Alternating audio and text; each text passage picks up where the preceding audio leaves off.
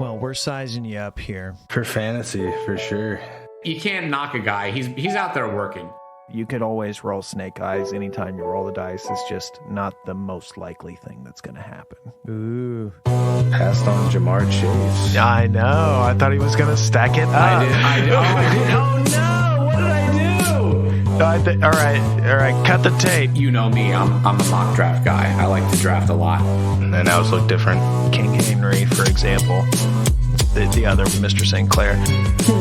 Opportunities ahead to prove that we can do better. Eventually, Darnold's going to catch up and be as old as Burrow. But if you didn't know, Darnold is younger than Burrow. Let's go into the intro right there. Answer is the call for you. Sometimes you just gotta take the call. We're halfway through. Balling right now, and you gotta let him ball. Welcome back to the DynastyWire. This is your host, Iowa. I am here once again, joined by my co-host, Henry St. Clair. Welcome. Today, this evening, whenever you are listening, we have a new special guest. This is the creator of the Fantasy Football reality competition on the Primetime Fantasy Network on YouTube. You might be seeing across your Twitter feeds, creator, Primetime Mock, Mark Shue. Welcome to the show. Nick, man, thank you for having me. Henry, it's great to be here. Thanks for joining us, man. Spent all off season just banging out mocks with you. That's right. Watching you, your presence in the fantasy community grow in the off season. You had so many people that I follow their work on like Twitter and whatnot. And you've got these people all here in a room, all drafting together, like just impressive and humbled to be part at times there. This reality competition, man, tell me about this. Yeah, it's called Fantasy Football, a reality competition. The long and short of it is we have 22 people drafted Eliminator style league, and we have a bunch of different twists that we throw in. Every Thursday night, we have an immunity showdown where the winner of that Thursday night immunity slate will be safe for the week in what we call the Gauntlet Challenge, which is a long and short way of saying it's a week of football. So we're playing a week of fantasy on the Gauntlet, and then basically the high scores from the Gauntlet have earned their safety, and the lowest ones will move over to Monday night. In the Gauntlet, you're not allowed to play Monday night players, so we can make room for the Elimination Showdown on Monday night. So we'll have a pre-decided number of contestants go into a eliminator on Monday. The loser goes home. We've had a lot of fun. We've been adding a lot of twists along the way. The contestants have been really doing a great job. A lot of them not really long for reality, more podcaster types, more people who are just fantasy junkies in their basement. And we got them all on video, making videos and talking about their lineups and going to football games and bringing us game footage, showing off their fantasy lives. We bring it all around this competition, and every week we say goodbye to one. I'm about to drop another episode. You should probably see it on Thursday or Friday on the Primetime Fantasy Network on YouTube. Go ahead and subscribe over there. We will go through the last 4 weeks. Actually, we're going through weeks 2 through 5, catch you up to week 6. It's been a long process. It's a new adventure, new thing for me. It's been a long time coming. I've wanted to do it for a while. Man, I am just so proud of all the people who have been working behind it. I'm proud of myself a little bit to just, to make this kind of happen. If you're a fantasy junkie like me, even if you're not, if you're a person who's a fantasy junkie who has nothing to talk about with their sister-in-law or something, come watch Fantasy Football. It's a fun time. Even if you were not a fantasy person, you're going to love it. I watched a little bit of it, and it seemed like a combination of the show, The League, and Survivor, and Big Brother, like all mashed into one. It's a little like that, yeah. It's We've got one guy, shout out to Joe Shuey. I don't remember his Twitter off the top of my head. He can yell at me later. He's got season tickets to the Ravens, so we're getting regular footage from the Ravens games into the feed, so we get some nice footage from the games. We've had other people go, so it's been a lot of fun. I mean, it's the first year. This is really a pilot season for the project, but it's really starting to come into form, and I'm just really excited for what's coming through the rest of the season. Next thing you know, Mark Shue, cable TV star. Oh, geez. No, I'm not ready for that. Here on Dynasty Wire, we focus mostly on Dynasty Fantasy Football. I know you're in some Dynasty leagues. I'm in a couple. I'm definitely more of a redraft guy. I am for sure that, but I do have dabbled in Dynasty the past couple years. I mean, it's fun. Not that you shouldn't be playing the waiver wire. You absolutely should in Dynasty leagues. But I feel like, when you have these long benches, sometimes you just, all your depth is kind of there. You know what I mean? It's there. And sometimes it doesn't require as much management on a week-to-week basis. It's nice to know that your evaluation of players on a year-over-year basis play out the way you want them to, where you don't always get that in a redraft league. You really don't. So it's the long term that is the allure for you. Oh, for sure. I mean, I watch all these rookies coming through every year. I do break down some film on them on my own time, and you don't get that much value out of it if you're just doing it in a redraft league, because once they're in their rookie years, you sort of see how they play, and then once they have a year of NFL game film, everybody knows who they are. So you're not really getting the value that you are from watching that film on rookies, on players coming into the league, if you're not using a dynasty league. You're young developmental guys that everybody, even in redraft leagues, we put these developmental guys, rookies that maybe won't even pan out on our bench sometimes, just to see if they'll get there. You can feel a lot better. You can sleep a lot better at night doing that in a dynasty league than you can in a redraft. And I realized the second I moved to dynasty, I stopped doing that in my redraft leagues. I had more of the idea of I need the guys that are going to be here right now. I can't be speculating on those guys.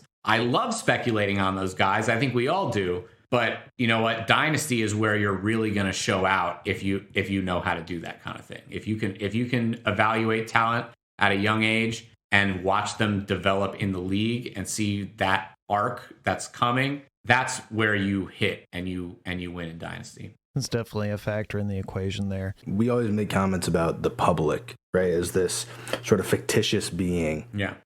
If you were doing a startup, what would be, your first couple targets? Are you one of these guys that goes, running backs have a short shelf life, so I'm going to take a Justin Jefferson, a Jamar Chase early? Or if we play superflex, are you definitely going quarterback those first, 3-5 picks? What are your thoughts there? You know me, I'm a mock draft guy. I like to draft a lot. And I actually like to think that every draft is unique, and it's really hard to have a one-to-one comparison even on your ranked players, because really I'm very loose in my tiers, and a lot of players across positions rank in the same tier for me. So to be honest, I am more about the chess game that is playing the draft, that is seeing what the board has available for you and what the rest of the league is saying, I don't value this, or I don't value this as much as I should, or you think I should. And that's when I start to hammer, because right now I have 2 dynasty leagues that I consider serious, and I have 2 very different approaches with them. One is a contract league, which I love. It's my favorite league. I'm the commissioner of that league, reigning champion. Probably shouldn't be, but I am. And I went very running back heavy there. It's an auction draft, and I spent up on running back. When I drafted the team, I had Saquon and Chubb and Joe Mixon. I did have to trade away a couple of those pieces this past year because they're very costly. Honestly, if you're a win now team, I don't see any reason why you shouldn't be going running backs. If you're a losing team, though, if you're a team that's maybe, you're not long for the top 3 in your dynasty league, I think I'm going more receiver heavy. But really, again, it depends on what it really depends. I think every league is so unique. You have to really go on what the weaknesses your league are showing. You need to go that route, I think. The draft is definitely one of the most exciting parts of any league. So if I'm gathering what you're saying there, a lot of it is value-based drafting and responding to how the draft is going around you. Sure. Yeah, absolutely. Every draft, again, you have different scoring formats, you have different position builds, you have all sorts of different things that factor in. And even though it doesn't feel, you can still have a pretty close ranking of a lot of these players. Once you see what 4 or 5 picks do, it can change everything. It really can. Well, we're sizing you up here because today we have a 4-person mock where we're going to attempt to rank the players for the 2022 season as if we fast forwarded 12 months and then we were in a startup, this is how we would see the ranks being for us as of right now. But it's definitely a little bit different in like a contract league. I'm sure the trades have to be something where you're thinking about a lot more than just the individual players' values because you have a contract tied to them. Oh, yeah, it definitely is. And honestly, if you don't play in a contract league and are a dynasty player, I really, really highly recommend that you join a contract league or find some buddies. I have a really good set of league bylaws that I can offer you to take a look at. But contract leagues, they just add so many different wrinkles. Ours is $1,000 salary cap, okay? So what that means to you can be so many different things. You can decide that there were people in the original draft where they said, I'm going to be close to, you need to keep a floor of $600. You need at least $600 in salary to start to field a team, essentially. So a lot of players in their first year were like, okay, I'm just going to stay near 600. And then there were other teams that decided, I'm going to blow my entire budget and go from here and really blow it out, take every running back that I can. That was me. I had like maybe $100 left after like 20 minutes of the draft. I'm a spender.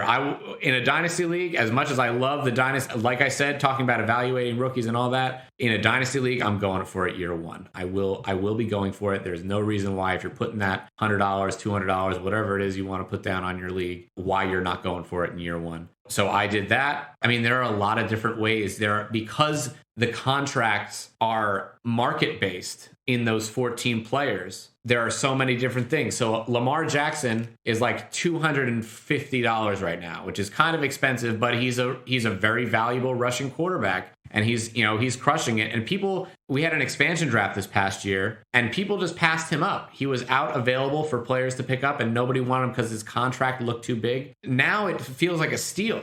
Now the guy who picked him up, it feels like a steal for him because he's got him at that value. And you have running backs who are, again, in 14-team leagues. Running backs, it's hard out there for running backs, especially in leagues over 12 teams. So you have 100 different ways to show weaknesses or strengths, and you have to make really key decisions at certain times, or else you could be sunk. Definitely an interesting format from the sounds of it. Like you said, a lot of the top guys maybe not even being rostered or picked up because of their contract size. It's definitely a unique thing to have to consider. Yeah. Oh, it definitely is. And you have players that, like Justin Jefferson is like $20 in our league. He's like $20 right now on a 4-year deal. So that guy lucked out. We have some crazy ones. It just, because really it's going to depend on the fingerprint of the year that the draft actually happened. There's going to be all these contracts that are overpriced, underpriced, or they were cut and people are taking dead cap from those players. There's just so many different league functions. For me, the thing I like the most about it is it makes you feel like an actual GM of a team. Not that you don't get that a little bit with fantasy, but like everything that you would do as a GM is sort of in this kind of league. So if you are ever considering a salary cap league, hit me up at Primetime Mock. I will give you my league bylaws, and if you want to try it out, I am always down to like help people out. I love my contract league. I wish more people played in them. So go join a contract league, guys. All right. It's definitely intriguing because in the NFL, we see teams construct so differently, right? Yeah. I'm a big believer in what the Rams have done. They don't have a ton of depth, but they've paid Stafford, Ramsey, Donald, a couple of their receivers, Woods and Cup, they've paid. But outside of that, they trade away their first-round picks every year, and people go, well, like, that's dumb. We've had people in our league go, like, oh, don't trade away your first-round picks in the NFL draft. What are you doing? Those things have like a 40% hit rate, especially towards the end of the round where the Rams are always picking. Yep. And then their second-round picks, you pay those guys like a tenth of what you would pay a first-round pick. So they're saving a bunch of money on what could essentially be a bust. Yep, 100% agree with that. I mean, hitting in the draft, it's like your baseball batting average. It's not anything that, even if you're really good, you're really probably like at 35 to 40%. Like, it's not, you know what I mean? It's not anything to be super proud of. I mean, when you land a monster player, then yeah, you're happy about it. But it's predicting the weather. It's honestly much like fantasy advice. You can only really go off of what you know and what the data has shown you thus far, and you have to make a prediction. It's the same idea.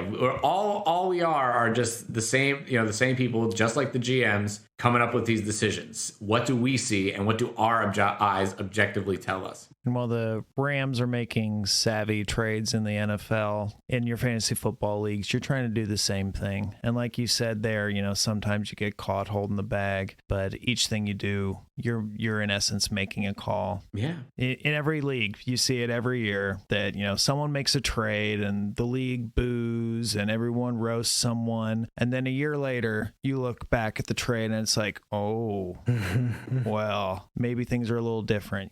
This isn't always the case, but there's always, you go through your leagues, there's always at least a couple trades like that where everyone booed it initially and then someone looked like a genius at the end. There was a trade that back when I allowed vetoes, the league vetoed a trade, somebody trading away AJ Green in his prime, and he proceeded to get hurt the next week, and we all vetoed this guy trading away Green because we were saying he was giving him away. So everyone looked silly afterwards, but this is why you stay humble. Sure. Focus on your approach. You focus on being logical. Trust the process, trying to make what would be the best position, because if there was a perfect way to evaluate fantasy football, then we wouldn't be here talking about it right now. Absolutely. I'm going to talk about an awful trade that got vetoed. And my main dynasty league that's been running for 10 some odd years now, someone had Todd Gurley in his prime, and he was the back-to-back champion, this guy with Todd Gurley, because Todd Gurley was insane. And he traded away Todd Gurley, or he wanted to trade away Todd Gurley for Alvin Kamara, rookie, Saints third rounder, and 2 first-round picks. And the league just went off. How could you trade the number one fantasy player for some rookie bum who couldn't even make it at Bama and 2 rookie picks? Like, how could you possibly do this? This can't be allowed. And so it got vetoed, and that guy has been complaining about it ever since. He's like, imagine how good my team would be if I had Kamara and 2 first-round picks. Yeah. Because those picks wound up becoming, like, I want to say one became Josh Allen, and the other one the year before was like Watson or someone. Like, you could have Watson, Josh Allen, and Kamara right now, but instead we made him keep Todd Gurley. So yeah, definitely don't veto trades. I think we're in a point in the fantasy space where it's pretty much common or general consensus that we're not vetoing trades anymore. I'm not going to say that I haven't done it before. I definitely, in my younger days, I definitely vetoed a couple trades here and there. But yeah, I've had some of those trades that you think are great and they don't end up working out. It turns out, you never really know. Again, it's rolling dice. It's playing poker. I always say you're playing poker when we're doing this. Basically, you have 2 hole cards, and aces look really nice before the flop, and they might even look nice when they're on the flop too. But it doesn't mean they're going to be the winner. It doesn't mean that they don't even necessarily have a high percentage chance of always being the winner. So it's tough to make that decision. You just have to go with are these good players? Are these high, if we're taking the poker analogy, are these players face cards for me, aces and faces for me, or are they 7s or 8s or 9s, and I can't play that every week. I need aces and kings in my lineup as much as I can. They're not always going to pan out, but the more face cards you get in that starting lineup, as opposed to those low cards, overall you're going to feel better about it. You're going to end up, on top. And you nailed it there as far as I'm concerned. You're making educated guesses. And with cards, there's 52 cards that can turn over. In football, there are so many more variables going on. When you take like statistics courses, they say you need like at least 30 examples before you can start drawing conclusions with any kind of confidence. And the football season is 18 weeks, 17 games. There's not necessarily all consistent variables every week. So being able to look at something and predict it in the future, there's no 100%. There's no such thing. So it is really hard to know anything with absolute certainty. And you'll see like the more savvy members of the community, rather than saying things are certainty, it's the probability of. Yeah. Making like an illogical, bold claim, your hot take, and then it paying off is like saying, I'm going to roll snake eyes twice in a row, and then you actually do. Exactly. That's bad process. Yeah, nobody should feel bad that they weren't on Cordero Patterson this year. Nobody should really feel bad because, to be honest, it would have been bad process if you were. I mean, maybe if you were getting him in like a late round, obviously good for you on that. But like nobody's banking on Cordero Patterson this year to be putting up 5 rushing attempts or catching 5 passes a game on top of the rushing attempts he's getting. Yep, and he was even out rushing Mike Davis last week. But like in the preseason, Good Process said Mike Davis is 29 years old. They're probably going to sign a free agent or they're going to trade for someone that's going to take away his value. It didn't actually happen because the guy who was going to take away his value was actually on his team. So Good Process thinking this guy might not be good enough to just, take this job like he was given the boatload of opportunity in Carolina, that there might be an exterior force that takes away a good portion of his work. And it ended up happening, though no one was saying it was going to be Cordero. Sure. And so, yeah, some of those people were Ito Smith truthers. Some of those people were Wayne Gallman with Javian Hawkins. Everybody had that. Nobody. But the thing about Cordero Patterson is he's had 5 years to do this. He's had 8. He's had 8 years. Yeah, he's 30 now. Has he had 8? Is it that long? Man, you know what I mean? Like who's thinking that an 8-year breakout is coming from Cordero Patterson? At the very least, you'd seen production from Mike Davis. Now I'm just ranting about Cordero Patterson because I don't have him anywhere, I guess. You'd think that Ito Smith, he's on the younger side. I think he's only like 24. But no, it's Patterson. To your point with Cordero Patterson, if you were to say he's going to be a RB1 this year, a high-end RB2, that would have been bad process as far as I'm concerned. Absolutely. It's not talent or intelligence or skill that would make that call. It would be trying to make a hot take and then your bad probability call ends up hitting. Correct. Because you could always roll snake eyes anytime you roll the dice. It's just not the most likely thing that's going to happen. I was going to talk about a bad process I saw in the offseason that I brought up to the group at one point. And it was this guy on Twitter doing the hot take game. And he was saying A.J. Dillon was going to be a top 20 RB. He goes, I think he's going to out-carry Aaron Jones. I think Aaron Jones is going to get hurt. Aaron Jones had a drug problem in college. He's naming off all these things that, to be quite honest, don't matter. And it was just one of those things, like you're saying, he was like trying to shoot the moon. Do a pick a card trick and guess the card out of 52 randomly without any knowledge. Yeah. No one's going to hold someone accountable to a hot take that goes wrong when you have, no one that's going to go back 4 months and be like, look what this guy said, he's an idiot. So I think we're painting a really good picture of what process kind of looks like for any of the audience who's kind of confused here. Because yeah, you're right. All those reasons Aaron Jones is going to get hurt or whatever reasons he ends up going with, that he's going to be a top 20 RB is not a great process. However, when you look at a guy like A.J. Dillon, you see that he's talented. He was probably one of the higher end handcuffs that we were looking at. And on top of it, Aaron Jones doesn't play every snap. If you were somebody to say like, oh yeah, and I was one of the people who said this, that A.J. Dillon would have flex appeal on a regular basis and then does have handcuff upside, I'm not taking him at 20. There's no reason to take him at 20. You take him at 35 like everybody else does, and then you take that. If you think Cordero Patterson's it, you take him at the last round of your draft, and then you profit. You're not taking him and putting him in the top 5 rounds just because. And now saying, oh yeah, Cordero Patterson. Now we're back to Cordero Patterson. My bad, man. I'm just gonna stop talking. I'll sit this one out.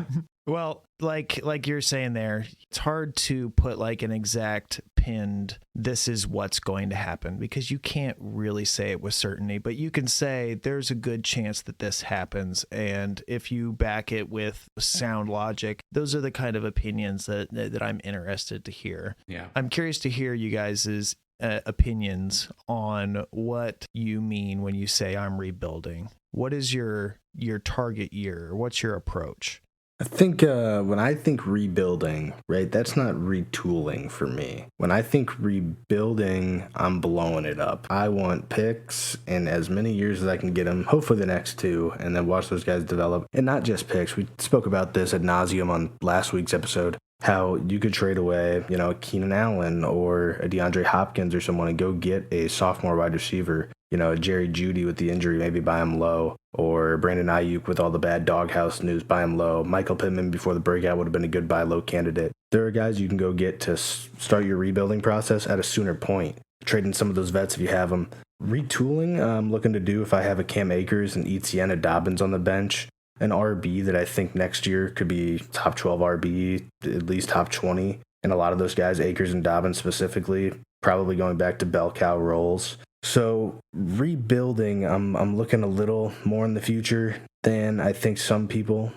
Me personally, I'm looking, if I'm rebuilding, I'm targeting 2022 to try to compete. I'm not saying, maybe in a couple years I'll be competing. I'm trying to build things that are going to be competing like the next year. If I'm not competing this year, I want it to be the next year. Now, this doesn't mean I don't want like 2023 first, because I do, but not at the sacrifice of competing this year and next year. You're still taking them, but you're not taking 2 steps backwards to take 1 step forward in 2 years. Yeah, I think it's once you get on the treadmill of I'm rebuilding and I'm taking some time is where it gets very dangerous for that team. There are times where you really have to take a hard look at your team and say, okay, I need to blow this up and start over. But rarely is it a full blow up that needs to actually happen. And I think sometimes when we have teams that are in rebuilds, they almost overcorrect and they sort of tend to overdo it and trade all their picks or all their players for picks. And then all of a sudden they have all these picks that, like we just said a few minutes ago, like you're batting if you're batting 300, 350 in the draft, you're feeling pretty good. So if you have all these picks, you can't really expect them all to play out. And if you don't turn those picks into other players at some point, you're going to get yourself in trouble, I think, more often than not. I really think that there's a good reason that no matter when you feel like you're out, like you should trying to play again for next year. I like that sentiment, Iowa. Because really, if so like right now, I'm in my contract league. And for backstory, the winner, which is me from last year, the champion has the opportunity to double up and win a jackpot that we have rolling over every single year. So you have to go for it. If you're the champ, you have to go for it. There's really nothing you can do. I don't know why you wouldn't want to go for the jackpot in that situation if you have any chance. So my team probably shouldn't have won last year, but I'm still going to go for it anyway. At this point, it looks like, and I gave it my best shot. I made some good trades this past summer to get myself some salary, get myself some players that sort of helped set me up for the future in case I did blow up this year, and then move on from there. When you're rebuilding, especially now, you have the trade deadline at the middle of the season, whatever it is for your own dynasty league. Doesn't have to be a contract league, although I'm obsessed. Wherever you have your trade deadline, that's an opportunity for you to sell. You sell those high end pieces that are good players, but will get you a haul. Usually a running back. I would hope that you sell your running backs in that situation. Like when you're rebuilding, I think it's actually time to sell your running backs, get picks, because you can always find new running backs in the drafts coming up and they have a short shelf life. And then you have another opportunity where maybe you've made those trades at the trade deadline for picks. Then the rookie draft comes up. Everybody's got rookie fever. They want picks. They want more shots at the bites at the apple in the rookie draft. You flip it over again. You get some more value from that because you have a raised value in picks at that point. And then you start to build from there and see if you can compete again. And if it doesn't work, you can do the same thing again. But if you get to a point where you feel like I need to blow it up and start over, I think you get into real trouble, because some people, when they take more than 1 year, 2 years, you don't know where you stand sort of in the middle of that. You don't really know where you stand. And by the time you feel like, okay, I should be rebuilding, you're like, well, maybe I don't know if I'm there right now. I still don't know if I'm there right now. So the goal is to get young players. Yeah. So if you're drafting someone and then turning them for future picks and drafting someone, turning them for future picks, you're never actually advancing forward. You're just pushing the possibilities forward, even though your team isn't actually raising. So like you say, you get to the deadline, you make your sales. That's when I'm trying to sell the older players that people really don't want in a trade, but I'm win now. So you know what? Forget it. I'll trade for Tom Brady. He could retire at the end of this year, maybe next year, whatever. I'll trade for him now, even though it's probably going to hurt me in the future. That's when the win nows are interested. So, you know, that's when you might want to consider moving like a Henry or Brady or Hurts. Where am I getting shipped off to? No, but no. You're King Henry. King Yeah, Henry. Go King. There we go. I had a listener ask me what he should do with Brandon Ayuk in a rebuild. And I was like, hold Brandon Ayuk in a rebuild. You know, he's a first round pick. Obviously, we saw N'Keal Harry go by the wayside as a first-round pick. He's still young. He's still like 23 years old. But it could take Ayuk quite a few years to develop. We saw it with Devontae Parker, had that weird like fifth-year breakout. Mike Williams this year. Obviously, we've seen busts and Laquan Treadwell, Josh Doxson, Corey Coleman.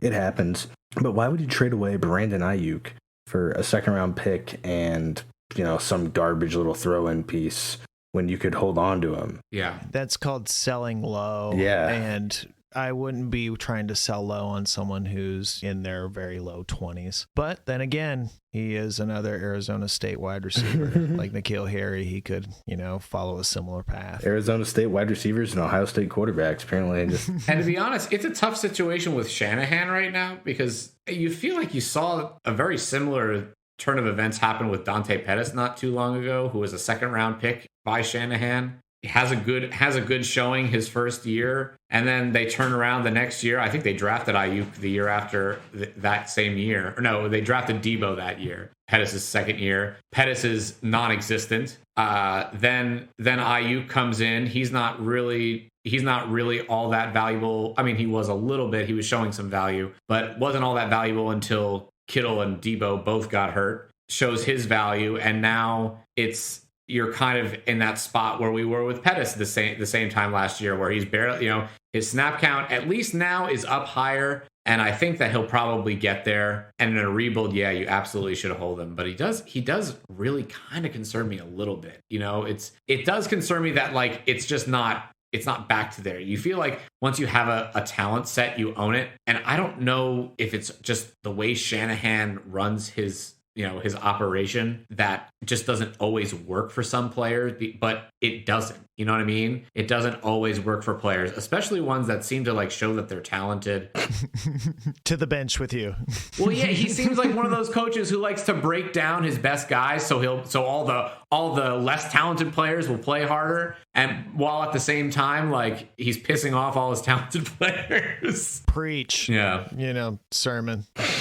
Exactly. Man, did I whiff on Sermon this year. Man, did I whiff on Sermon. I had high hopes for him, you know, who knows in a dynasty. But again, like what are we doing? What are we doing putting Eli Mitchell in there and giving him that run before Sermon when you drafted him and traded up for him? I don't know. Why'd we sign Matt Flynn and then play the rookie third-round pick Russell Wilson? The talent wins out. Talent wins out at the end of the day. You're absolutely right. You're absolutely right. But, you know, you could make me look a little better in the process, you know? Like, that's all I'm really asking. No, Sermon's been brutal. Like you said, you know, you follow a good process, right? You see higher draft capital. This guy could handle 30 carries a game at Ohio State, against Northwestern, against Clemson towards the end of the season, Big Ten championship game and college football playoff. He looked like the best player in the world. He was 30 carries for dang near 200-plus yards and 3 touchdowns. You're like, this guy can run against anyone.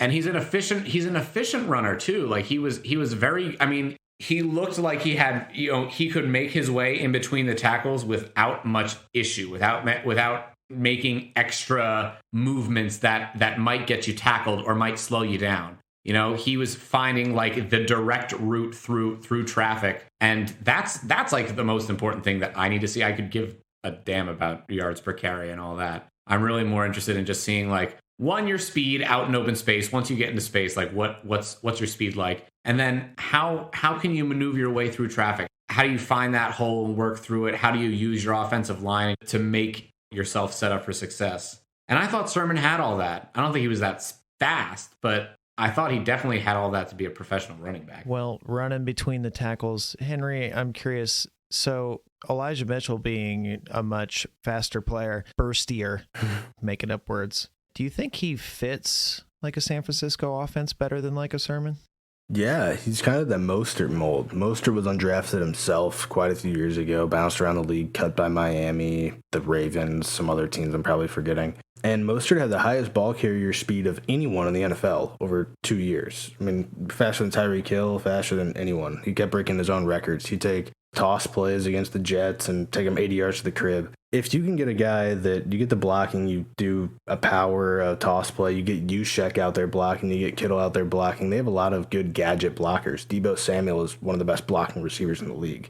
If you can get blocking in the secondary levels, you need a guy that's going to get going to the house. You don't need someone that can break tackles because you've got everything blocked up. You just need someone that can run in a straight line to the house, which seemed like Sermon's forte to me, was straight line running. Exactly. Yeah, exactly. That's what I mean. Apparently Mitchell's getting it done. So. And Mitchell seems more like an outside runner to me. You know, he seems like he's got more success on the outside than he does between the tackles. You can't knock a guy. He's out there working. He might be a 6th-round pick, but whether you want to agree with it or not, he does look better than Sermon right now on an NFL field. You can pull up the stats and say Sermon might look a little more efficient in his running, in his rushing. I've seen that. At the same time, like, a team's momentum doesn't just look at a stat sheet and say, like, okay, this is the guy. You know what I mean? Like, a team's going to say, this is the guy who's doing it for us right now. We want to run with Elijah, and there's nothing wrong with doing that while it's working.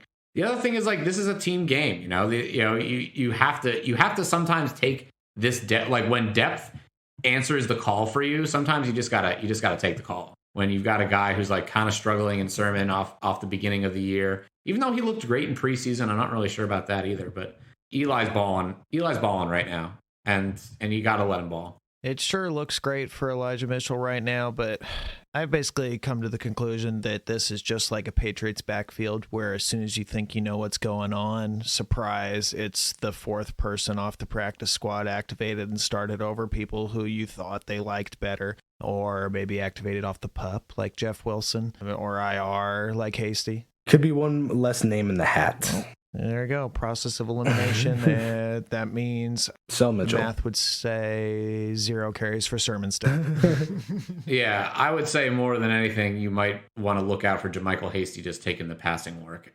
The season's 14 games this year for fantasy, and we've completed 7 of them. We're halfway through. So, special today. It's an ideal moment to look forward to next year because a lot of these people are, if you're not rebuilding, you're still trying to take a balanced approach, like you were saying, where you're not completely trying to throw away your future and mortgage your future to try to win now. So I think it might be helpful to project what ranks might be looking like starting in 2022. So it seems like a prime time to mock with Primetime Mock. Yeah. There we go. Today we have what is a 4-person mock, but we're going to be approaching it with the assumption that this is a 12-team superflex, 2 RBs, 2 wide receivers, a tight end, a couple of flex, the superflex, and we're going to attempt to rank what would be our startup ranks for a draft if it were to take place in August of 2022. Now, we're going to ignore the rookies. We're not including these guys. This is just the vets. And again, it is 12-team superflex. As always, we are assuming PPR. And for this exercise, we will be assuming no tight end premium. So since it's the 3 of us, it's a 4-person mock. The 4th team will be the consensus team here. I will ask you guys who you think it should be, and if it's not a unanimous decision, then I will break the tie for you guys. To get going here, I really don't think that there's been anything that says that Patrick Mahomes on his 10-year deal should be anything other than the 1.01 next year. I can understand like arguments like, I'm putting JT there now, but we saw what happened to half of the RBs from the first round of this year's startups. I think the stability of the elite tier of quarterback is the decider for me when it comes to the first round of projecting forward to 2022 for me. So with that pick, I will take Patrick Mahomes. Probably would have been my first pick as well. The Chiefs have been struggling a little bit this year, but not because of Mahomes. He's had quite a few interceptions, more than last year already, I believe. not necessarily his fault. We saw one last week where Tyreek Hill kind of was doing one of those ad-lib plays and goes to make a weird catch kind of behind him. Mahomes threw a little behind him, but it went off his hands, got picked. There's been quite a few plays like that where Mahomes has hit a guy in the hands and it's bounced, and that's just the name of the game. He's clearly one of the absolute stars of our sport and has a lot of contract security. Another guy with contract security signed a 6-year extension this offseason. The rushing touchdown outlier that is Josh Allen will be my pick here. The Bills, a lot of people have him pegged as the best team in the AFC. Josh Allen's a big part of that. He's got Diggs, he's got Emmanuel Sanders for this year at least. Coming up, Gabe Davis maybe. A lot of people like him in Dynasty. We'll see how they patch that up. Dawson Knox, finally with a breakout. He's got a good offensive line. Deion Dawkins got extended. I think he's going to be good for plenty of years to come. Solid. And you know me, I like to think about this again like it's a chessboard. So we've got the superflex right now. Even still in a PPR league, the rushing floor that rushing quarterbacks provide is just way too great to pass up, especially when you can start 2 quarterbacks. So I'm going to do, and to be honest, I don't mind taking either of these 2 here. I'm going to take Kyler, but it's very, very close with Lamar Jackson. He'd be my next pick if we're going into the consensus, if that helps at all. Very good. The top 3 are my top 3.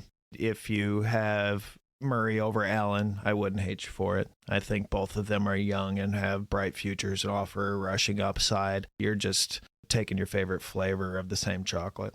To be honest, I would not fault anyone for taking, again, if we take Lamar here, I would not fault anyone for taking any of those 4 picks at number 1. Claire, who you want it for? Yeah, a little note about Kyler. I've always liked Kyler a lot more than other people. I'm a shorter guy myself. Love to see him succeed. But the longevity does concern me a little. Not quite. A little? No pun intended there. But, he's always got the baseball opt out if he wanted it. I doubt he ever takes it. But he's always moving around, rushing. It seems like if he gets hit, it could be bad. Last year he had the AC joint sprain, had some shoulder problems. We saw Chris Streveler play. A guy I know pretty well. He's a nice guy, but not an NFL quarterback. So here with the 4th pick, now again, we are just ranking. We're not drafting teams. I think Lamar would be interesting if he had that good contract extension, the long-term security. Curious how that plays out. I love him for fantasy. I think he's a good NFL quarterback. I'd probably go Jonathan Taylor over him, and then I would mention Justin Herbert, but I think Jonathan Taylor has become my RB1 by far and away. I think Jonathan Taylor would be my RB1 too. But if you asked me, I'd be choosing Herbert. And since neither of you said Herbert as your main thing there, I'm going to break the tie with Lamar Jackson here. And we're going to pretend like this isn't selfishly so that I can select Herbert here with my next pick. But that's exactly what I'm going to do. Before we do move on, though, I do want to ask, though, Henry, with Jonathan Taylor, I know that Lamar doesn't have the contract extension, but I think the general consensus is he'll be getting another contract. That rushing floor is there. I love Jonathan Taylor too, but I still don't see him outlasting Lamar as far as a career is concerned. I still don't necessarily think that, I think Lamar will be in the league a little longer than Jonathan Taylor will, despite what contracts look like right now. I don't know how far in advance we look for Dynasty, what window. Some people talk about a 2-year window or a 3-year window. Some people think further out into 4 or 5 years. I get that too. Is it just you think that Jonathan Taylor is so far and away beyond every other running back left there? Or I guess I just want to talk this out a little more. Yeah, I think it's interesting. The conversation is shelf life. Jonathan Taylor in his 2nd year,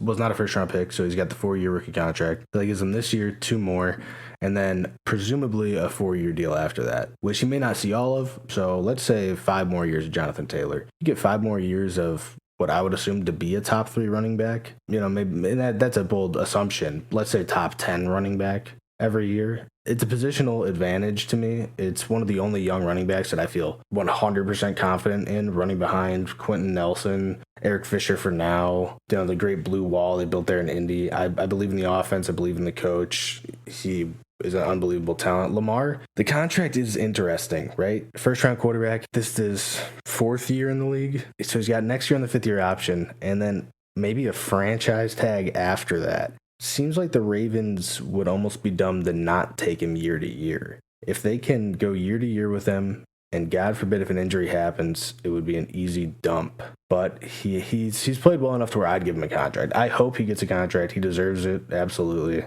And I wouldn't begrudge the pick at all. Well, you can send that check to Lamar whenever you feel like it. I'd appreciate it if you're willing to give him that there. Yeah, it's interesting with him and Baker, who's going to get that extension. I do go Jonathan Taylor here as the 6th overall player in the consensus rankings. I had him over CMC in the offseason, over Saquon, and that is by factor of running backs, right? The injuries of running backs. If we saw Aaron Jones go down today with the torn ACL, what's his value? Not much at all. He's gone next year if he tears an ACL now. A.J. Dillon is the running back of the Packers next season if he tears an ACL. If ETN tears something, his value's still up there. Akers still up there. Dobbins still up there. So I'm buying a safer asset, in my opinion. And I really wanted to build off of what you said, and then I'll pass it back to you here, Mark. But with Jonathan Taylor, why do you like him as the RB1? I like him as the RB1 in what is kind of like a tier. And how you said there, how, the RBs there have a shorter shelf life. So you want those initial years. And is it that RBs are worth less because of their shorter shelf life? I interpret it that each of those years within their shorter shelf life are worth more because it's all that value is packed into that shorter amount of time. The players that are often winning you the league, when you look up week 17, 15, 16, 17, the players that are blowing up are the stud RBs at the end of the year. Whoever makes it there. You're playing the health game. I get it. Maybe a higher chance that the player gets injured, but if they don't, they're league winning pieces. Sure. And I agree that, nobody loves running backs more than me, believe me, don't they? I usually a running back heavy drafter, but when I'm thinking superflex, and again, when I'm thinking dynasty, I love Jonathan Taylor. I think he's a great running back. But I also think that if Jonathan Taylor were to get hurt, or any running back were to get hurt, as opposed to a quarterback like Lamar Jackson getting hurt, or Kyler Murray, or any of the 4 that we have in this top tier, they have another asset to the game to fall back on, where really they're rushing. What we can't really beat around it, that the rushing for a quarterback, as far as game plan is concerned, is secondary. Whereas for a rusher, it's their bread and butter. Whereas if a player on a mobile quarterback who gets injured, maybe tears their ACL, means they might not be as great a rusher as they were. But again, if they're a good enough passer, that doesn't matter as much to me. Whereas if a running back tears their ACL or has an Achilles injury and they don't come back from it the way that you think that they would, their value takes a hit right away, as opposed to what a quarterback might. That's sort of where I am. And the other thing about this is we're doing this with a whole year's worth of basically banked time that doesn't exist, right? Mm-hmm. So for me, I'm thinking okay, this is what I'm looking for next year, but also next year hasn't happened. So I'm more likely to say that these quarterbacks are more likely to still be starting quarterbacks than any one running back right now is to be a starting running back for their team next year because of the likelihood of injury. Sure. I think an interesting point about saying the injuries to running backs potentially being more career altering. Lamar Jackson on pace for his 3rd 1,000-yard rushing season. I think he's the rare quarterback that you look at his rushing ability over his passing ability. Sure. So if he were to suffer an injury, it would be the same as a running back getting injured to me. Mm-hmm. Also, for his long-term contract, he's not a guy that I would expect to play the same way past 28, 29, 30. Maybe he can develop so much as a passer that he can extend his career beyond that, right? We saw Cam Newton kind of fall off a cliff here. We have no idea what Mike Vick would have done. He's kind of a unicorn. He's a new breed. It's hard to really find much to compare him to. Yeah. Curious to see how long the 1,000-yard rushing seasons can continue. Oh, yeah. Oh, no, I don't think that'll keep up for forever. That would be foolish. It'd be foolish to think that.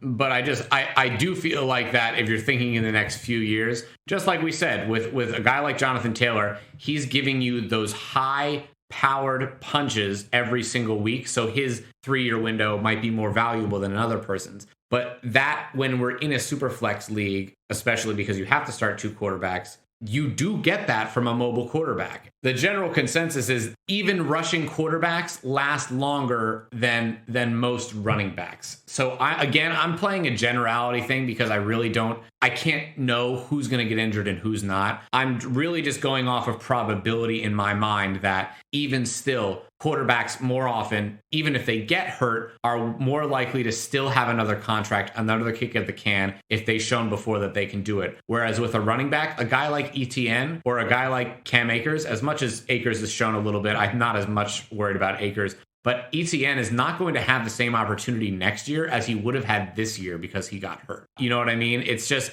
you can't really know what the team is going to be thinking next year with a running back as much as you can with a quarterback. I feel like the running back position can be way more unpredictable with contracts, with everything that goes into it, because it's just a more volatile position. And we could probably beat around this for like another hour if we wanted to. But all right, drop the shoe, Mark. Yeah, let me go here, because I've already sort of tipped my hand that I'm just going to be going with another quarterback probably. I'm going to take Dak Prescott here. This guy is 4 years younger than Russell Wilson, and we still think Russell Wilson is awesome. Yeah. So even though he's not quite as young as like the Josh Allen, Kyler Murray, tier, Herbert, he's still got, for the foreseeable future, as far as we're caring to look, he's going to be linked to Lamb as long as all parties stay healthy and no one, has to sacrifice their fattened calves.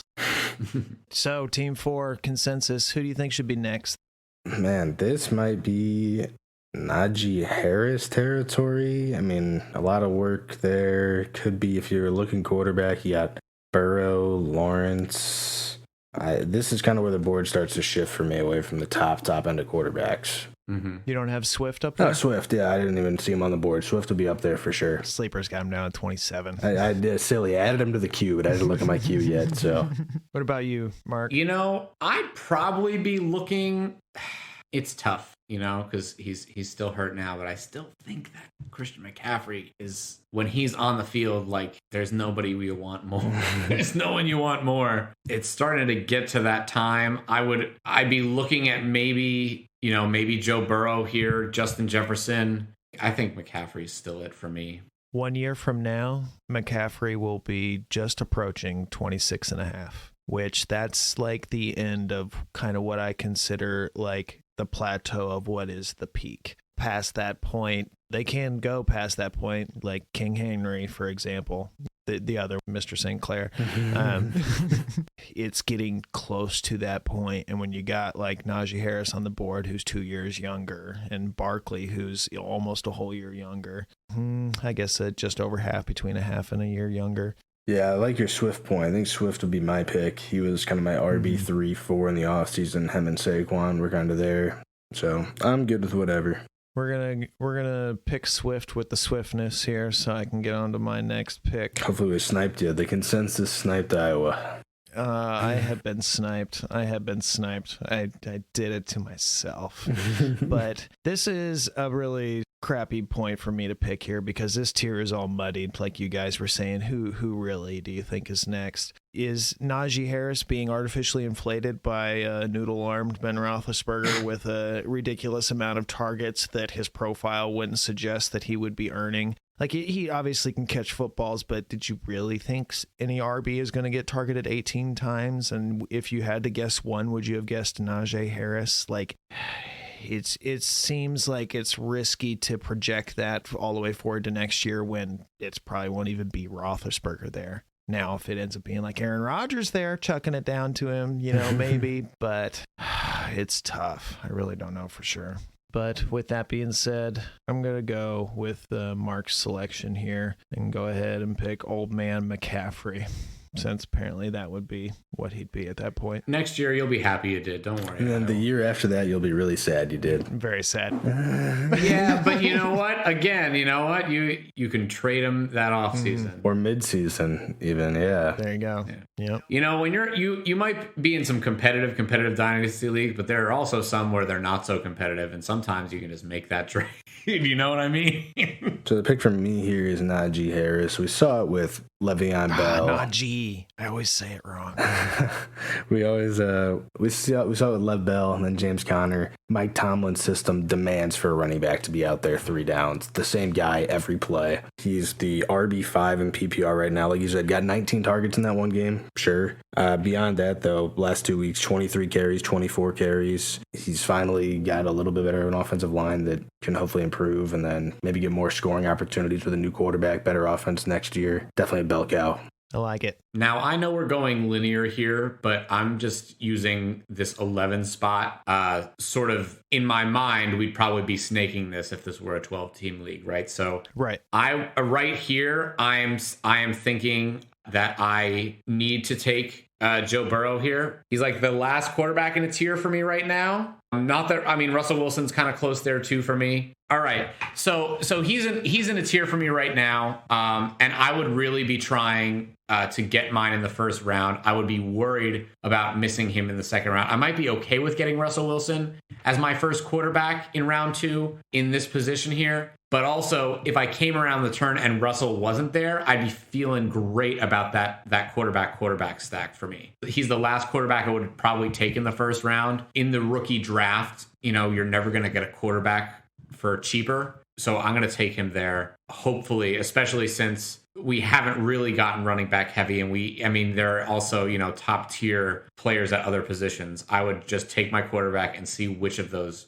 players that I have queued up waiting for me. If you showed me this several months ago, I would have been surprised that Burrow went over Lawrence, but I don't hate it. Joe Burrow, looking like smoking Joe Burrow, and maybe that he deserves to be above the law. And Trevor Lawrence looking like smoked Trevor Lawrence.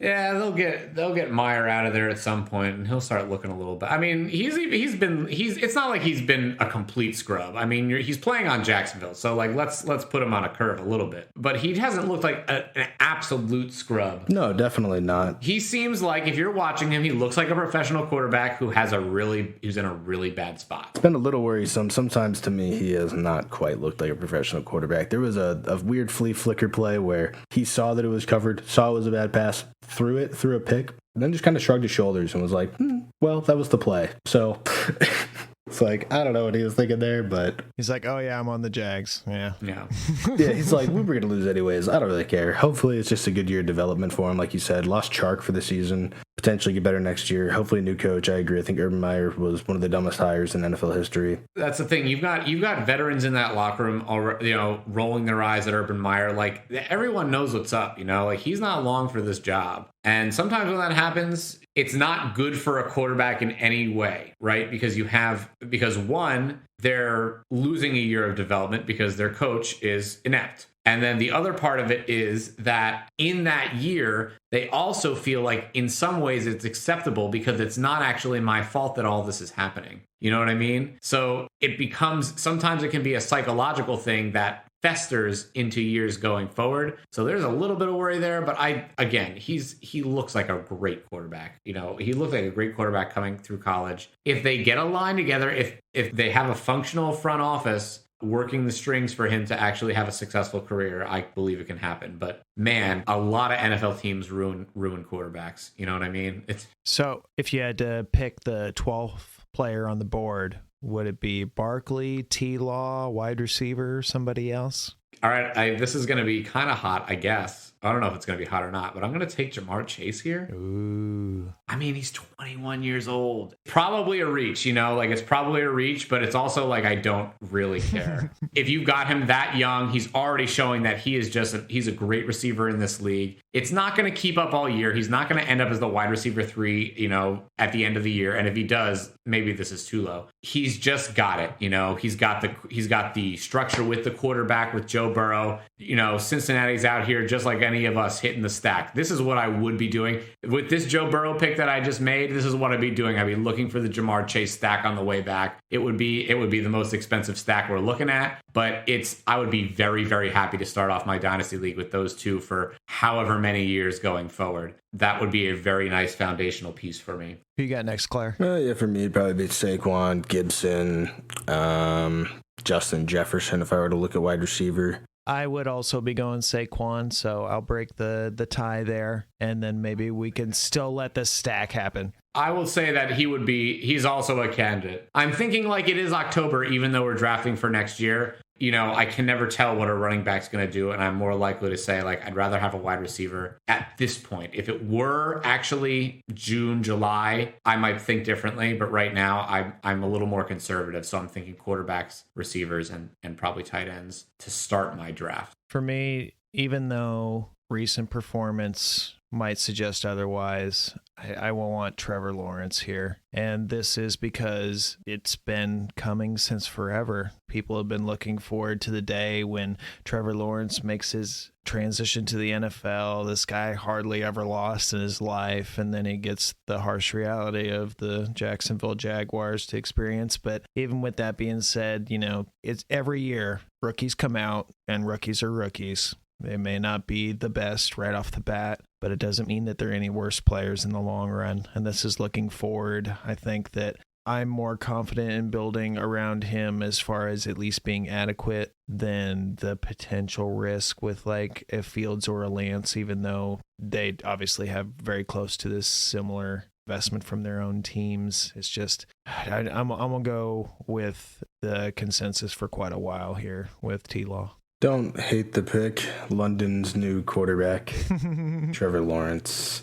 Saw them franchise tag Cam Robinson, a left tackle last year, which I think was kind of curious. He's not a great left tackle, definitely not a franchise tag worthy player. Just trying to piecemeal together something to protect him. Definitely protected him better than some other rookie quarterbacks we've seen, namely Fields and Wilson. Those guys fighting for their life every single play. Lawrence, just half the plays. For my next pick here, consensus-wise, looks like I got Nick Chubb a little higher than Iowa does, but not by a ton. Did sign that 3-year deal, so that gave him another, I believe it was 3 years on top of his existing deal, so it's basically 4 more years, 3 of it fully guaranteed. Gives 3 years of pretty good RB production there. Antonio Gibson in consideration. He's had the weird shin splint, like stress fracture in there. Last year he had the ankle problem, turf toe actually. So I think it will be Antonio Gibson here. It's been curious with the mobile quarterback and Taylor Heineke missing his starter, Fitzpatrick. We'll see what they get next year, rolling a quarterback there. He profiled as a good receiving back at a college, played receiver at Memphis. Only had like 20 some odd carries in college. Got a lot of wear and tear still left on the tire, tread on the tire remaining. So he'll be a good pick going forward, I hope. Yeah, maybe he'll be as good as Kenny Gainwell. Maybe one day. Fellow Memphis product, yep. Along with Pollard and Darrell Henderson. RB factory right there. Yeah, this would effectively be the 203 coming up here. So, obviously in the first round, we had Mahomes, Allen, Murray, Jackson, Herbert, Jonathan Taylor, Dak Prescott, DeAndre Swift, McCaffrey, Najee, Joe Burrow, and Saquon as first-round draft picks, potentially next offseason, as we're projecting currently. I really think this is all about where they're falling for me, but I just can't stop drafting quarterbacks right now, and I'm going to keep on going. I'm going to take Russell Wilson here. Ooh. Passed on Jamar Chase. I know. I thought he was going to stack it up. I did. I did. Oh, no. What did I do? All right. Cut the tape. Oh, man. I forgot about that. Okay. Yeah. Well, then let's back it up. I'll take Jamar Chase there. All right. You didn't see anything or hear anything. Yeah. I wonder how much of this you cut and how much of this me bumbling through this is like actually gold. Yep. You know, so it's going to be, hi, I'm Primetime Mock, and then a whole bunch of Henry talking. Yeah. That's right. Yeah, that's exactly right. Yeah.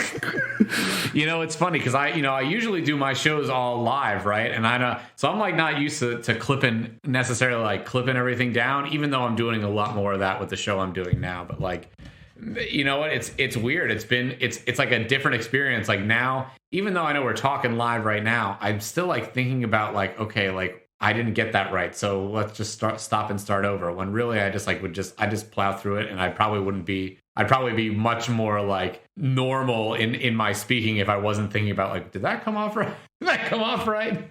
Well, that's the beauty of it too, and I try to do it for all the guys. Me personally, I have a problem saying or too frequently. So I enjoy being able to cut those parts out. Mm-hmm. And all these different people that I edit, they all have their own little quirks where I can make little subtle corrections and make everyone seem even smarter than they already are. Sure.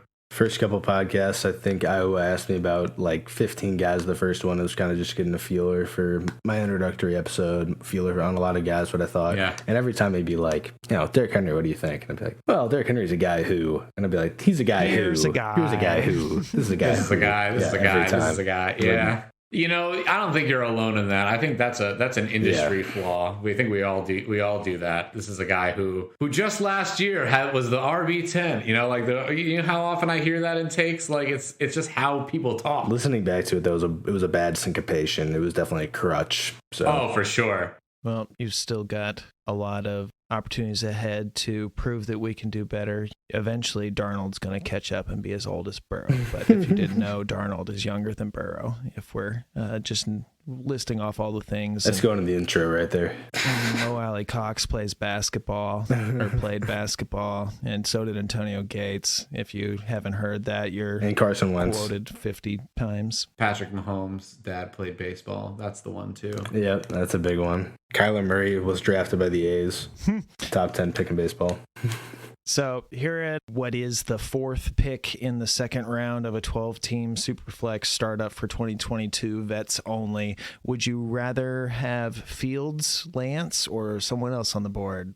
I like Russell Wilson still. Oh, I know okay. that he doesn't have as many years, but I still will take Russell Wilson. He does have the proven track record to be a good quarterback. I don't know how much longer the Pete Carroll and Russell Wilson marriage is going to last. But I feel like the second he gets out of that system, and I don't think it will be all that much longer. We already had the trade rumors last year. Pete Carroll's getting up there, and it's starting to look like the league's passing him by a little bit in how he runs the offense. Russell Wilson has shown that he can take a bad team and make it a 500 or better team and maybe make it contend to make the playoffs. And as much as that doesn't equate to fantasy stats, he is a guy that can give you quarterback 1 weeks. He still rushes, gets you that rushing floor, accurate passer, is in tune with his receivers. He's got that proven NFL track record to back it up. And so I'm going to take it. It's very close with Lance, but there is still that level of uncertainty with Lance that he might not pan out. He might give you some good fantasy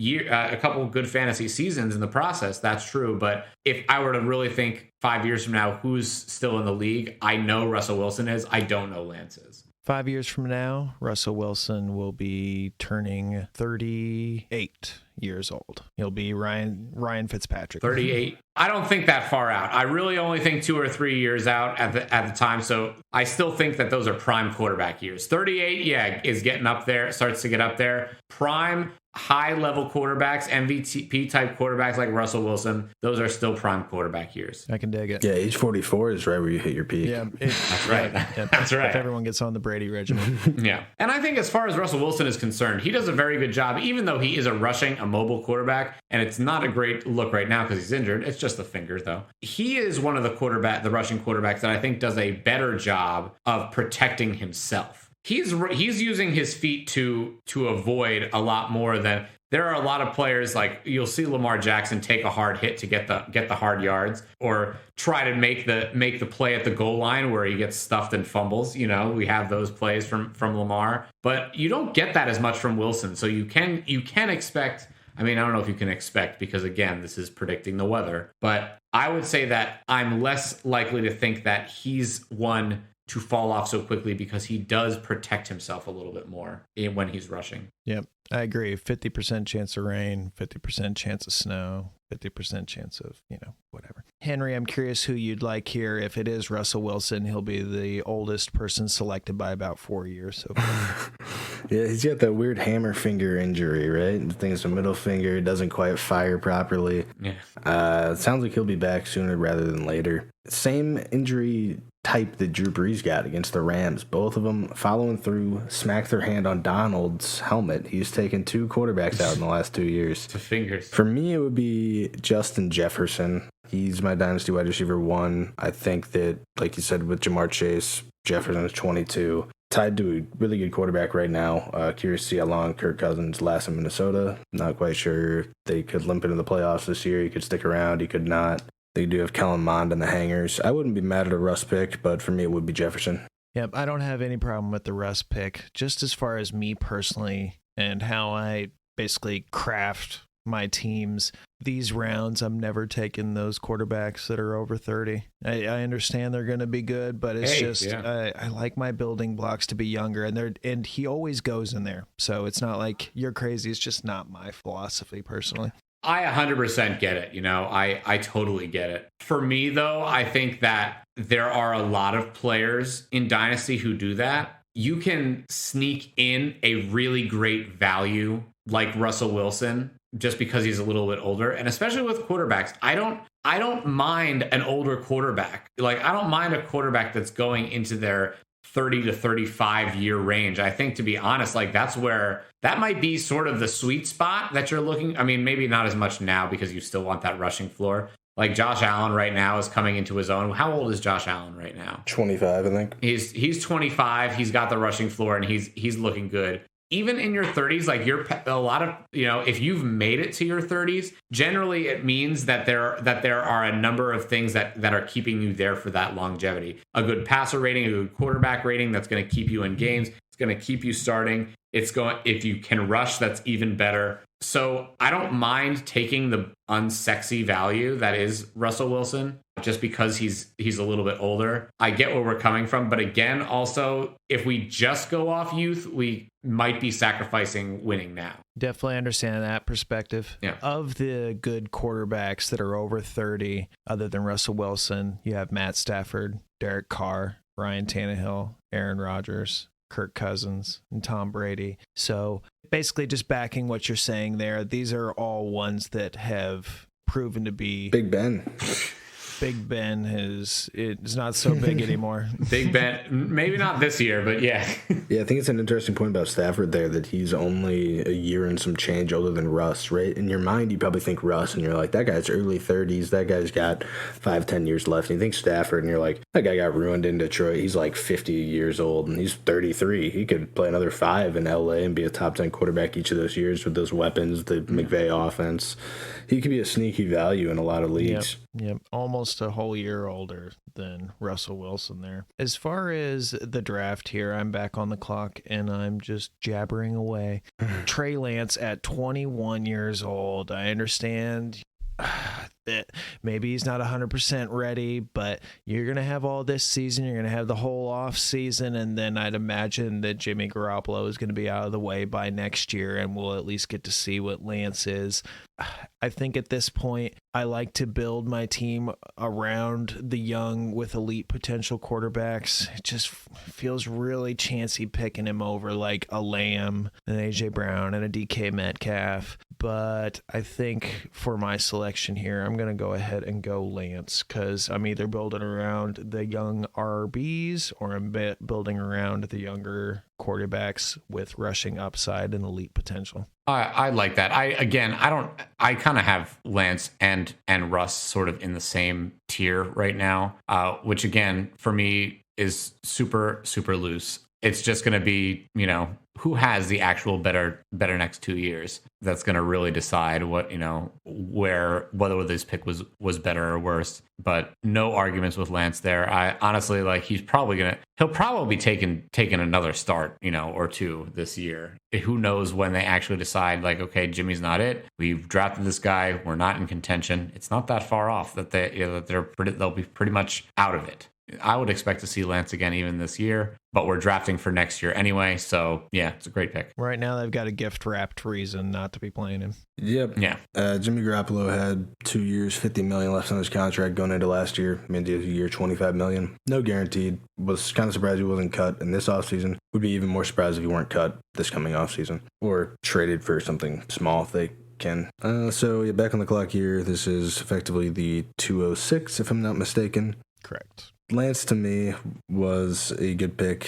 We spoke earlier about how you want a quarterback tied to a good team. Despite some of the Shanahan slander earlier, I believe he's a good offensive coach. He ran a really good system in Washington with Robert Griffin III, allowed him to run a lot his rookie year, gave him Offensive Rookie of the Year, had a lot of rushing yards, good for fantasy. Lance would be great for fantasy for those reasons. He's also got a cannon of a right arm, a reason that I think he can be more than a rusher. He needs to work on the accuracy, learn the offense, remain consistent. All things that can hopefully come a time with a 21-year-old that took a year off football last year. So here on the clock, looking at it, got Fields and the correct Wilson looking at the barrel at quarterback. Kamara, Chubb, Clyde at running back.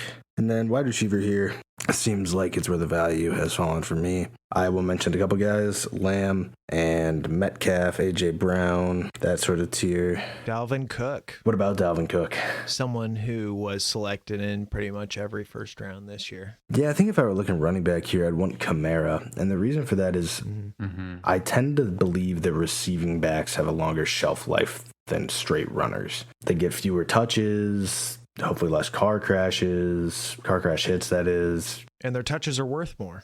Touches are worth more, and the Saints have shown a propensity to just give everything to Kamara, because with the MT uncertainty, it's been the Kamara show. I think it will be, between DK Metcalf and CD Lamb for me. I believe a little more in CD Lamb's talent. The DK Metcalf neck injury from college still gives me a little worry with remembering what happened to Delvin Breaux, a cornerback for the Saints at one point who broke his neck in college. It is a scary injury. Saw it end Sterling Sharp's career prematurely. It's something that he takes a bad hit, and it could change a lot. It's just a tiebreaker for me. It's not anything that I knock him down in my rankings for, but something to keep on your radar. Interesting. So we're at the 207 here, right? Correct. And I already said I'll take Russell Wilson here, so I'm going to do that. Got it. Who you want next? Going into this consensus, I'm actually feeling like I almost want to put Pitts ahead of Kelsey. I think I'm still taking Kelsey. Are we at the point where Kyle Pitts is the tight end one? Are we at that point, like for Dynasty, where Kyle Pitts is going to be the tight end one next year? I think in a year's time, it's possible. He's there for some people right now.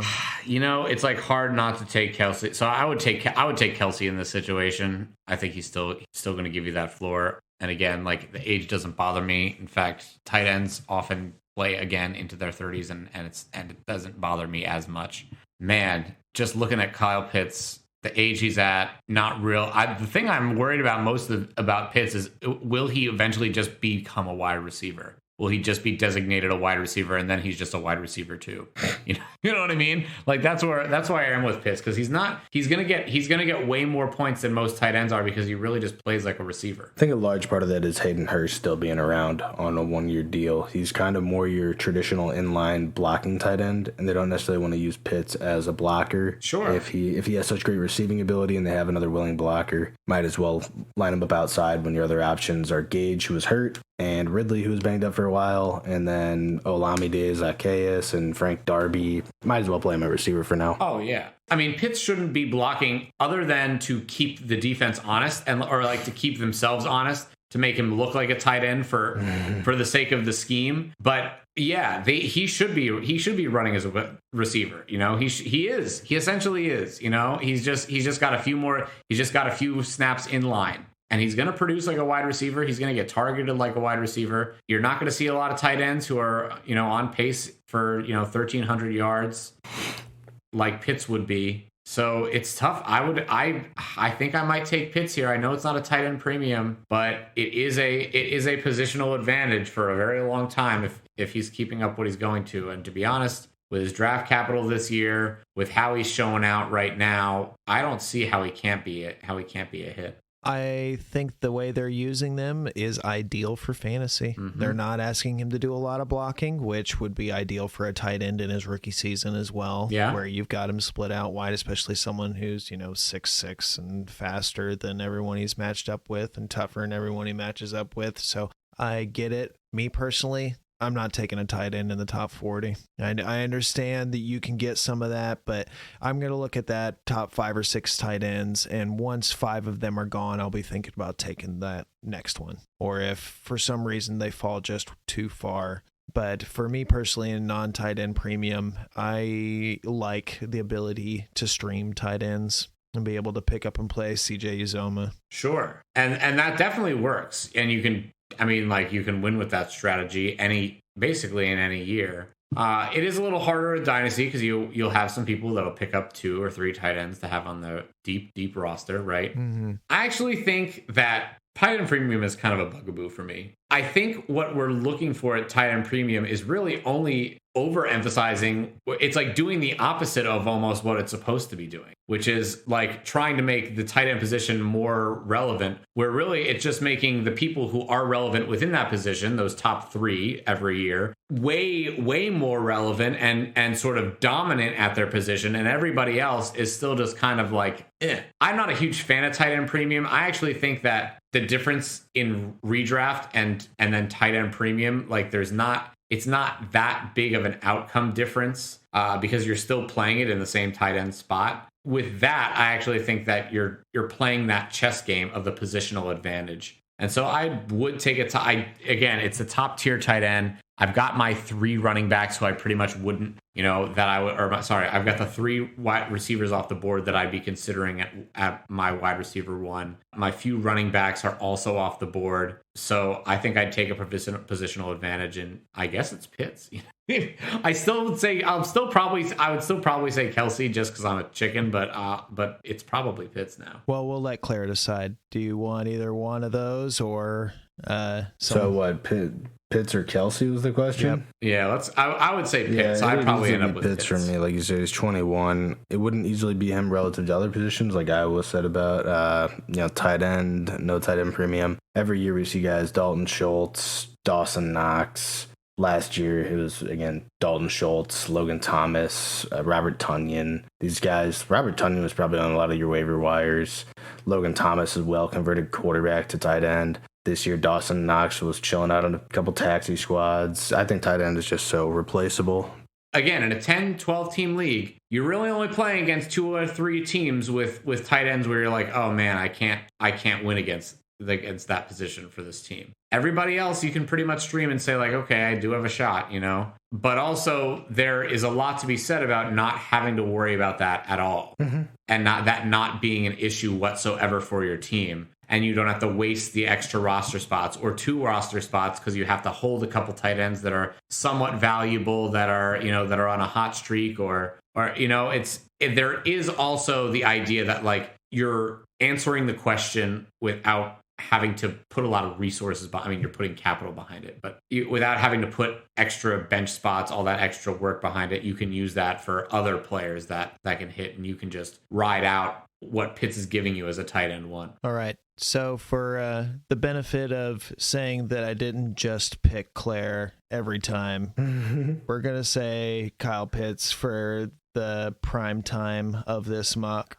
I like the Kyle Pitts pick. If he's a top 3 tight end for 9+ years, he's absolutely worth this pick. Because every week we play a lot of 2 wide receiver, 3 flex, or 3 wide receiver, 2 flex. So you're starting potentially 5 wide receivers every week, and then you're starting 1 tight end. So then the question becomes, is your tight end going to be in your top 6 receiving options? If you can get a guy like that, then you're at an advantage, right? If you're at a guy that would be below that, you're at a disadvantage. If Kyle Pitts provides that, it's a good pick. It's predicting the weather. Yep. Right. So it's so hard for me when I draft, like when I do some of these drafts sometimes, because really there are like in any one spot, there might be like 4 or 5 people that I'm willing to take. Like in any, like no matter where I am, I have like 3 or 4 or 5 options that I'm just like, you know what, this is still, I'm still good with this. I just think of Chase and Jefferson and Lamb when we're looking at receivers. I kind of just think of them as equal because variance is going to, at the end of the day, make the decision for us. It's not going to be who wants it more,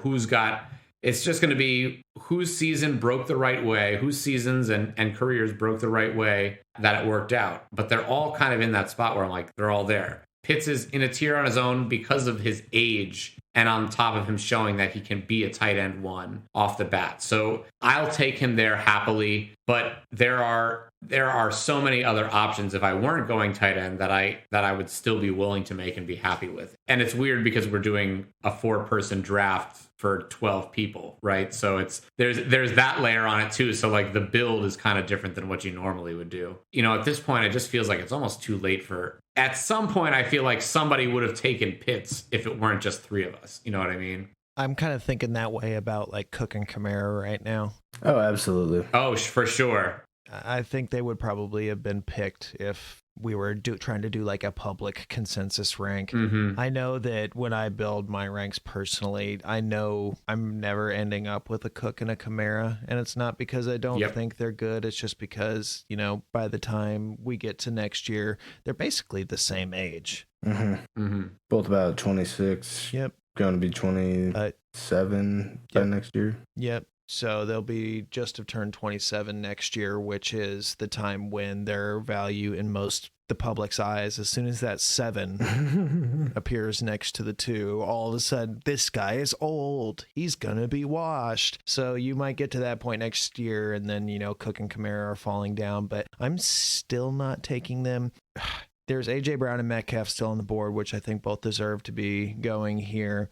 And we've already discussed Justin Fields, but who I really want to pick is one of 2 players that would be probably like a groan for most people. But it's either Cam Akers, who could come back for the playoffs this year, show out like he did last year in the playoffs, and all of a sudden rise right back up to the first round of drafts next year if he shows out in the playoffs this year, thinking that maybe Cam Akers would be the selection there. And the other one would be Javonte Williams, who was selected in the second round this year by Denver.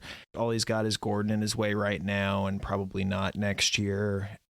Of all the people we've been taking here, he is one of the youngest ones. He's slightly younger than even Chase. So you've got all those years ahead of him, and he's got the appropriate draft capital.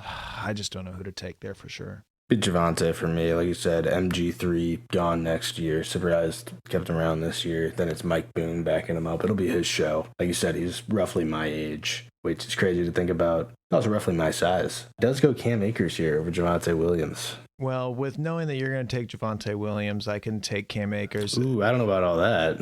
Assured that, you know, Javonte Williams won't escape the second round. Man, do put me between a rock and a hard place here, taking Javonte Williams. You know, he's a good pick. Yeah, I think to the Pitts point again, with Noah Fant being 23, at what point do we put him over a 32-year-old Kelsey? Just anecdotally, because he's got 9 years on Kelsey. He's the tight end 6 in PPR. Pitts is the tight end 7. He's a higher tight end scorer. He's young as all get out. He was a top 10 pick, if I'm not mistaken. He's got similar draft capital, young age. He's got it all, and he's disrespected in a lot of drafts. I won't take Fant before Kelsey. Not that he's not a good tight end. I'd need a Kelsey injury. He hasn't put it out consistently. There's a scenario where if like Aaron Rodgers comes to Denver, which is very I would almost say it's likely at this point. I almost feel like they're long for each other. Those two to sort of have a marriage. That Fant could be a real value, but the thing that's valuable about Kelsey is that he is one of the top 2 targets on that team. Where any other tight end, if you're not there, if you're a tertiary target, if you're behind 2 receivers, which Fant clearly is, and a running back or 2, like it almost gets to the point where the volume isn't quite there that they're going to be that difference maker. Where you're saying like we said. Like, is he a guy that I'm gonna be like, oh yeah, like I can't compete against them when I pull a streamer out, even though he's a good player and he will have great weeks, and I'm sure of that. He's not a guy that I'm scared of when I'm streaming, no matter what his age is right now. I just wouldn't be all that worried about Fant in general. Sure, I think that was more the point I was making about Pitts was, he's lower tight end on the year than Fant. Sure. Is he proving the consistency over the small sample size, or is it just because we haven't seen the same sample size of inconsistency, or what it is? So I do go Deshaun Watson here. I like it. When he was talking about Russell Wilson, I was thinking I like Watson even more than Russell Wilson. I don't hate Deshaun Watson there. It's I can see it definitely happening. Like I'm likely to think that he is going to play in the NFL again, but there is that shot. It is immediate. It is still a threshold that we have to pass on whether he will actually be playing in the NFL again. A lot of this trade rumor that you're hearing now is a lot of fluff that the Texans are pushing out there to actually garner some trade talk, to say like, oh, people were asking, come on, Dolphins, you should be vying for him. You should be trying to throw out your top 3, your first round picks to us. I don't think that's actually what's happening. I think really they know that he's not really going to play. He's not going to go anywhere, and Miami's not going to trade what they want. So they're just trying to, stir the pot a little bit. And with that said, he has that trial in January. We don't know what the outcome will be to this point. From there, you could be looking at suspension or never playing again. So I love it. I hate these kind of picks, though. I hate being the one that takes that pick because there's that situation where you're left holding the bag and you've got nothing. You know what I mean?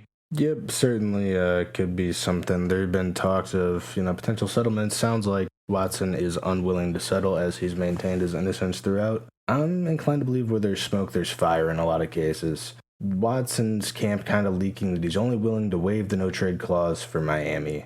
It kind of says that Houston's asked him, hey, would you accept the trade to the Panthers, to the Eagles, if they came along? And he said no. Oh, sure. So the fact that they've even had those preliminary discussions, and then Roger Goodell's statement the other day, he made a statement 2 days ago, he said that there is no substantial evidence to suspend Deshaun Watson if he were to play. So it sounds like if Deshaun Watson were to get traded, he could be cleared to play like the next day, which is strange, but sure. Now, like if we're talking redraft, he should be on the back of your roster right now, just in case he gets traded in the next 10 days or whatever that. And then you can drop him in 10 days, and then drop him again. Once we get to January, I'm more likely to draft just Deshaun Watson. Absolutely. Right now, we're not through that threshold, so I'm not willing to. You know what I mean? I'm not willing to throw that pick right now. Yep. For me. You know what I mean? I'm putting my second round pick on a guy who might not be playing a snap for me ever. Absolutely. For this exercise, we're thinking a year in the future. Sure. So we will have been past this trade deadline. Yeah. If he was going to be traded, he will have already been traded. Whatever occurs, that by next year, he'll be somewhere else. Seeing that they have been shopping Watson and these various teams have inquired about Watson, people are interested in trading for Watson, even if he goes to the trade deadline and he isn't moved, that interest alone says that he definitely will be in the offseason if somehow they don't move him before the trade deadline. So I think he's going to be on a new team next year. So absolutely, yeah. If you were fast forwarding this draft to August, we will have already known where Watson is, and he will already have gotten past, hopefully, these exterior things that are going on there. So sure. There's a lot of ways you can approach this draft, but if you're approaching it with he's already on a new team and he's starting over fresh, sure. This guy isn't old yet. This guy was getting taken in the first round back in January before these allegations dropped in startups that were way, way, way too early. But yeah, he just turned 26 years old. He's got a long way to go. Sure, and I don't hate the pick. Definitely some baked-in risk simply making that call at this point, at least. Yeah. Yep. Yeah. Again, you said it there, though.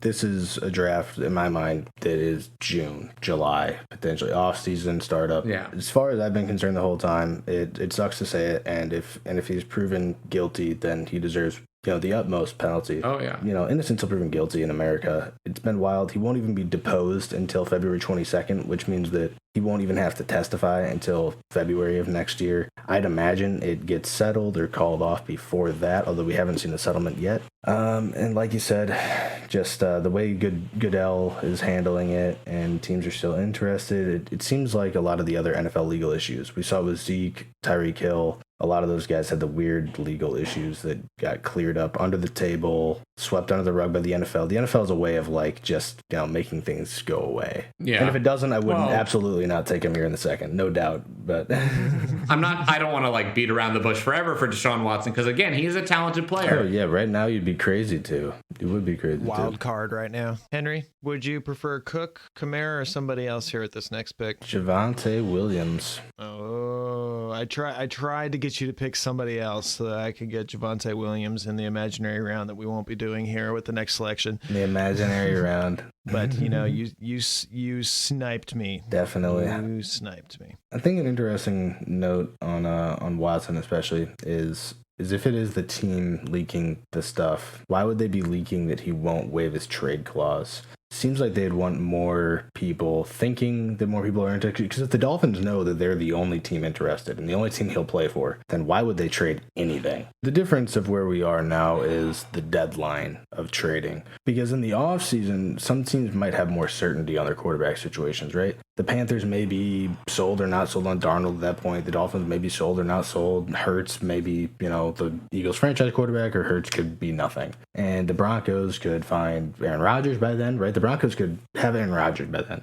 And so they're no longer interested in the Watson sweepstakes. So, like you said, in a week, we'll know. November 2nd, the deadline for trades. So it could be an entirely moot point here in a week. And then we'll be talking about it in the offseason. Obviously, there's bigger things at play here. But the Wentz thing in the offseason was somewhat similar, where it was, will Wentz get traded to Chicago? Wentz doesn't like Chicago. Wentz doesn't want to go to Chicago. Wentz will only play for the Colts. And then it was like, well, now the Colts aren't going to give anything away. And then it was like, the Colts have no interest in Carson Wentz. And then it was like, a trade for Carson Wentz happened.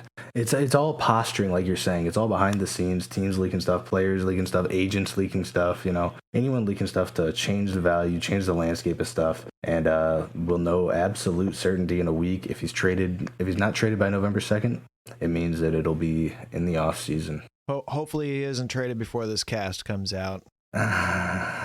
It's crazy how hot seats change so much. Like the media, like every media person you listen to in the offseason was like, this is the last year for Zach Taylor and Cliff Kingsbury. And now they're both like they're both number one in their conferences right now. It's like, reality is not always what the media thinks it is. Oh, sure. I mean, a lot of it is posturing. I mean, a lot of these teams, if it weren't for the media, a lot of these teams would be written off from week one, and we would never talk about them. We would never talk about the Jets if we didn't have to. If the media wasn't there saying Zach Wilson looks good in camp, Elijah Moore with some really nice highlight plays, when you really know that they just don't have the talent around the entire thing to make it work. I mean, you can get happy, you can get excited about Elijah Moore. He looks like a good player. Hopefully, their offense will be valuable enough in the future that he can make it work. But Wilson looked great in the Patriots game, and then he got hurt. He had sacked a couple times on some dirty hits, in my opinion, some super dirty hits. But he threw an out route, like a 10, 12-yard out route, left side of the field, and it was like one of the prettiest passes I've seen. Mike White looked okay. He actually looked okay. Yeah. Which I'm interested. Made the Flacco trade like head scratching, because I was like, Mike White? Why aren't they just going to roll with Mike White? Who? Mike White. Who? Yeah. There was some Bears player like that, right? Mike Jones. Mike Jones. That's who the Who joke is from, right? He was a rapper. He's a rapper. A Yeah. Houston rapper. Around the same time as Paul Wall and when girls were cool. Mike Jones, Bears. No, there was an offensive lineman for the Bears. I think he just made that song about it. I don't know if everybody thought they were cool. Yep. Same time as Nelly. Nelly's now, he's got some burger at Burger King, and he's like using his whole name, which I had no idea who the hell it was when they were like, it's the so-and-so burger. And I was like Nelly Furtado or something. Nelly full name. No, Nelly. It's not Nelly Furtado. It's Cornell Hayes Jr. Cornell Hayes Jr. They're like, it's the Cornell Hayes Jr. burger. And I'm like, is that some famous boxer? Like, it sounds like a boxer name. Cornell Hayes. Oh, yeah. Was it like a St. Louis burger? He's from St. Louis. He's actually from like 15 minutes from where I used to live. I used to drive by his house all the time. Him and Albert Pujols and Kurt Warner. All those guys lived near me. Can't remember the other guy that was always with him. Flo Rida, maybe? Oh, Murphy Lee. Lee. He was a super, not one of the main dudes or whatever, but dude had punchlines every single bar.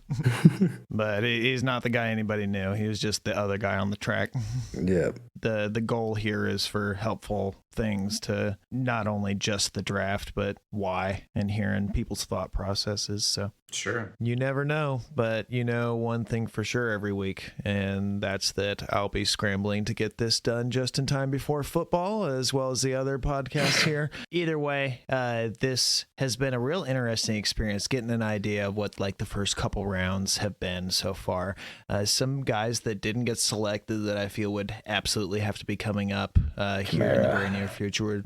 be Kamara and Cook, Tyreek Hill and A.J. Brown, and I have a Nagy suspicion that Fields could be up very soon as well there. You know, that's going to have to be left to mystery, but this mystery is one that will be solved here in the coming weeks as we're going to go position by position and look forward a little deeper into each position per episode. So, but I'm thinking, you know, this mock idea would be a great idea. You know, who better to have, you know, such a prime candidate to have in here for this first mock on DynastyWire. There's nobody better than Primetime Mock. Like you were saying, excited to get to this offseason. It's weird in Dynasty, you look forward to the offseason because there's just so many exciting things that happen then. That's when so many changes happen and you see whether things you thought might happen will occur. So it's mock draft season as well. It's like the season made for you, Brian. Thank you so much. I really appreciate the invite. Claire, I appreciate all the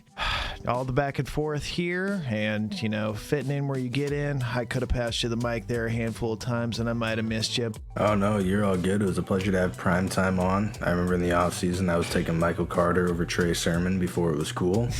and much to the chagrin of many people in those drafts. What are you doing? Well, last couple weeks, 10 plus points in 3 weeks in a row. Eat that, Jack. Yeah. There you go. Yep, getting yelled at for taking Elijah Mitchell at the end of second rounds before the draft. You know, getting scolded for taking anyone with a hyphenated name, as I should have been, but, you know. Amir Smith-Marset. Long live the Hawkeyes. The KJ Osborne show. Yep, he's still young. He's still young, and Thielen is not. So, Kenye, what's his last name, Claire? Because you know all the names so well. Kene and Wangwu. Well, he's back off of IR. Yep, and I dropped him. He's officially the third RB on the roster now. So another one of the guys you were taking at the end of fifths when we didn't know who to take. That was one of the guys that was sliding in there.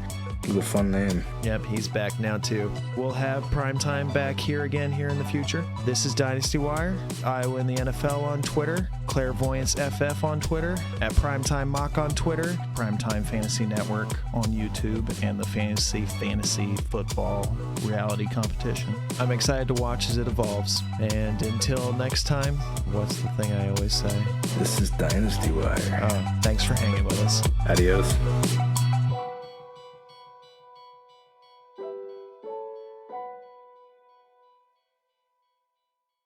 Yes, sir.